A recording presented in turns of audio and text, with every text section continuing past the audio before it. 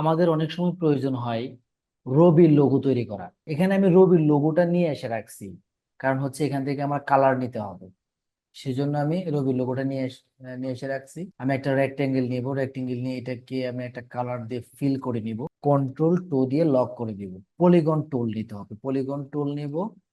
এটা আমার অনেকগুলো কোণা আছে, তো ডাউনলোডে ক্লিক করে আমি 3 কোণা একটা শেপ নিব, যে কোনো একটা কালার আমরা দিয়ে নিব। এটাকে সিলেক্ট করা অবস্থায় রোটেট টুলে ক্লিক করব, পয়েন্ট আসছে, ওই পয়েন্টটাকে আমি একদম কোনায় নিয়ে যাব। এখান থেকে আমি ডাবল ক্লিক করব, ডাবল ক্লিক করলেই আমার এই অপশনটা ওপেন হয়ে যাবে। এই অপশনটা ওপেন হয়ে গেলে আমি এটাকে 60 ডিগ্রি করে দিব। 60 ডিগ্রি করে দিয়ে আমি প্রিভিউটা দেখি একটু কেমন দেখা যায়। হ্যাঁ, পাশে চলে আসতেছি। তো সেটাকে আমি কপিতে দিব। দেওয়ার পর আমি এটাকে আমার আবারও কপি করতে হবে। তো সেক্ষেত্রে আমি বারবার কপি করব না, কন্ট্রোল D তে প্রেস করব, একটার পর একটা কপি হয়ে যাবে। এটাকে আমরা ধরবো, ধরে এইটা উপরে নিয়ে সুন্দর করে এভাবে বসাই জুম করে নিব আমরা।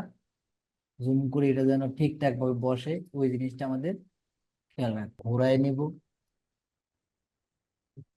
এখন এটাকে আমি কালার চেঞ্জ করি, কালার চেঞ্জ করার পর এইটাকে এই কালার দিব, এইটাকে এই কালার দিব, এইটাকে এই কালার দিব।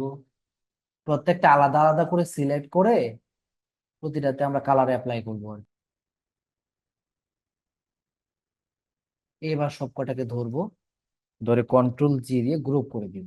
এই কালারটা দিয়ে দিলাম। আমি এখানে পেন টুল নিব, পেন টুল থেকে এখানে একটা ক্লিক করব, এখানে একটা ক্লিক করব, এখানে একটা ক্লিক করব, তারপরে এখানে একটা ক্লিক করব, এখানে একটা ক্লিক করব, এখানে একটা ক্লিক করব। করার পর স্ট্রোক কালারটাকে হোয়াইট করে দেব।